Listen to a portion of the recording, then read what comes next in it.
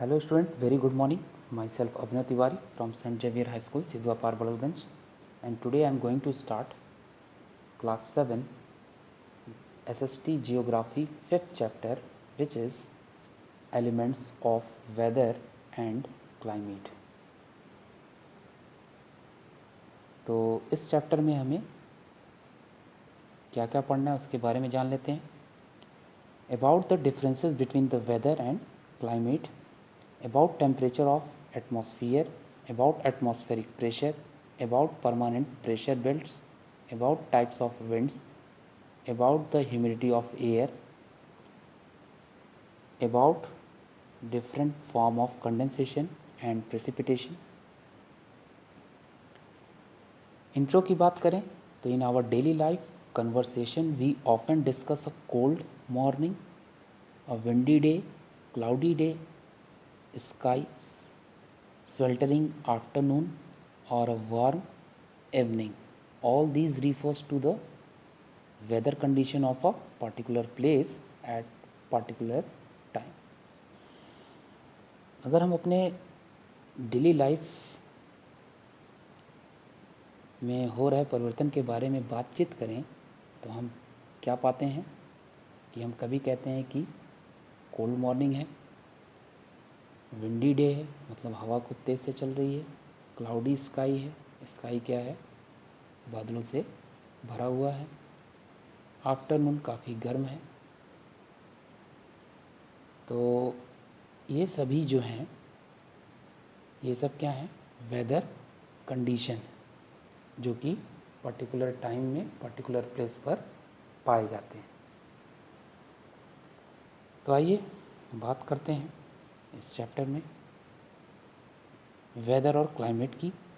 तो वेदर और climate are at the very center of our existence. They influence our way of life, the clothes we wear, the food we eat, the houses we live in, the crop we grow, and so on. Weather और climate ये क्या है, ये हमारे साथ साथ पाए जा रहे हैं और ये जो है इनके कारण ही हमारा लाइफ स्टाइल क्या हो रहा है, प्रभावित हो रहा है. जैसे जो कपड़े हम पहन रहे हैं, जो भोजन हम खाते हैं, हम लोग घरों में रहते हैं, क्रॉप्स को हम लोग ग्रो कराते हैं. Weather is the condition of the atmosphere at a particular place over a short period of time. It is not constant and keeps changing. It may change from day to day or within same day itself. Weather atmosphere का एक condition है जो कि बहुत short period of time के लिए particular place पे होता है. वेदर कभी भी एक जैसा नहीं होता, इसमें लगातार परिवर्तन होता रहता है. दिनों दिन या फिर कह लें उसी दिन के अंदर भी वेदर बदलता रहता है. Climate refers to the average weather condition of large area over a long period of time, may be 35 to 40 years. The climate of the place is permanent and doesn't keep on changing.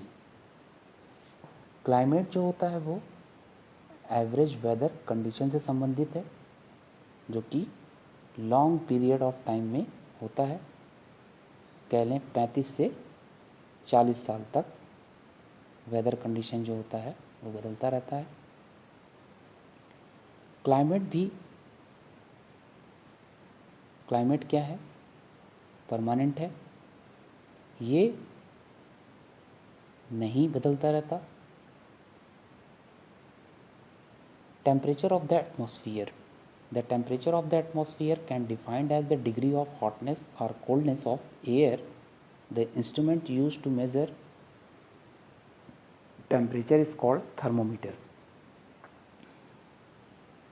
Atmosphere का जो temperature है उसे हम define करेंगे तो coldness या hotness of air को हम डिग्री में मेज़र करते हैं और जिस इंस्ट्रूमेंट से टेम्परेचर मेज़र करते हैं उस इंस्ट्रूमेंट का नाम है thermometer.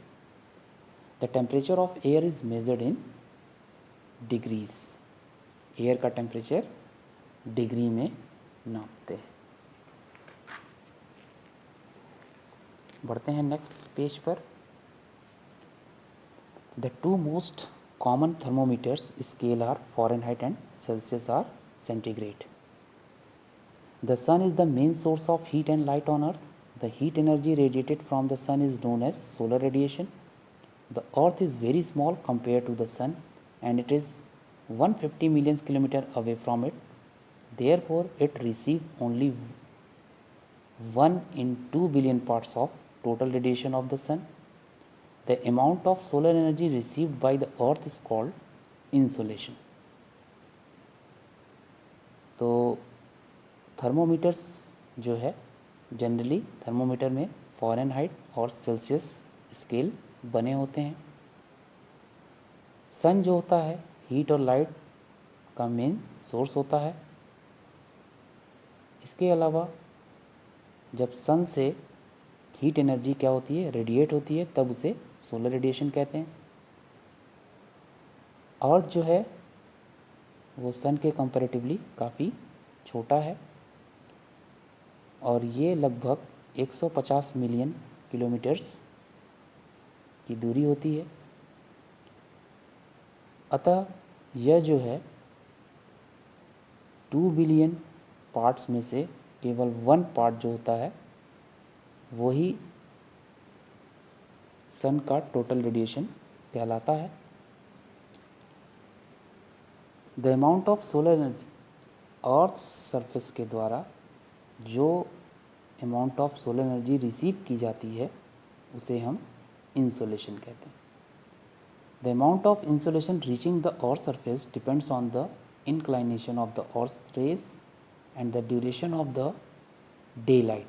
It varies not only from one place to another but also with the time of the year. Insolation का जो अमाउंट है वो अर्थ सरफेस पे पहुंचता है और ये किस पे डिपेंड करता है, सन रेस के इंक्लाइनेशन पे और डे लाइट के ड्यूरेशन पे। और ये न केवल एक स्थान से दूसरे स्थान पे वेरीज करता है बल्कि पूरे साल में बदलता रहता है। अब बात करेंगे global distribution of the temperature की। The earth has been divided into 3 heat zones according to the amount of insolation received. These are torrid zone, temperate zone and the frigid zone. Look at the diagram of the heat zone and note their boundaries. The torrid zone receives vertical rays of the sun and so it is the hottest zone, while the frigid zone are the coldest as they receive extremely slanting rays of the sun. The temperate zone are neither too hot nor too cold. तो अर्थ जो है अर्थ पर 3 type के heat zones मिलते हैं जो ज़्यादा से ज़्यादा इंसुलेशन रिसीव करते हैं। इस जोन में पहला जोन है टॉरिड जोन, दूसरा टेम्परेट और तीसरा फ्रिजिड जोन कहलाता है। जैसा कि आप डायग्राम में भी देख रहे हैं ये जोन्स बने हुए हैं।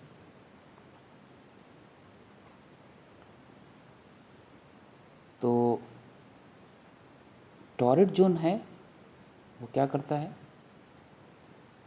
सन से वर्टिकल रेज को रिसीव करता है, इसीलिए टॉरिड जोन जो है वो सबसे हॉटेस्ट जोन कहलाता है। जबकि फ्रिजिड जोन जो है वो सबसे कोल्डेस्ट होता है क्योंकि सन की स्लैंटिंग रेस को ये रिसीव करता है। द टेम्परेट जोन न तो ज़्यादा हॉट होता है ना ही ज़्यादा कोल्ड होता है। अब बात करेंगे फैक्टर कंट्रोलिंग टेम्परेचर की। फैक्टर कंट्रोलिंग टेम्परेचर क्या है? The temperature of the atmosphere is not the same everywhere. It largely depends upon the amount of insolation received by the particular place. The various factors which control the temperature of a place are as follow.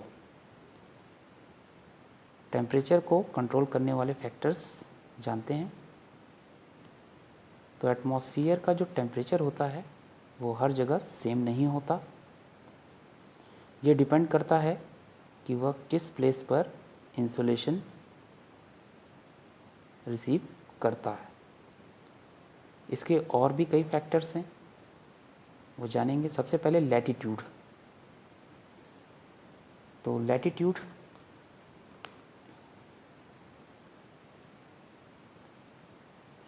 the equator and the region near it receive vertical rays of the sun. As we move away from the equator toward the poles due to curvature of the earth, the sun's rays become more and more slanting. Therefore, places near the equator have high temperature. The temperature goes on decreasing from the equator toward the poles. तो equator और उसके आसपास का reason जो होता है वो सन से निकलने वाले वर्टिकल रेस को रिसीव करता है. जैसे ही हम इक्वेटर से पोल्स की तरफ बढ़ते हैं, अर्थ के कर्वेचर के कारण सन रेज जो होता है वो ज़्यादा से ज़्यादा स्लैंट होने लगता है, जिससे कि इक्वेटर के आसपास का जो एरिया होता है उसका टेम्परेचर बढ़ जाता है. और जैसे ही हम इक्वेटर से पोल्स की तरफ बढ़ते हैं तो टेम्परेचर घटने लगता है. यहाँ डायग्राम भी दिया हुआ है, वो भी आप ध्यान से देखेंगे. बढ़ते हैं दूसरे फैक्टर पे, जो कि altitude means height above sea level.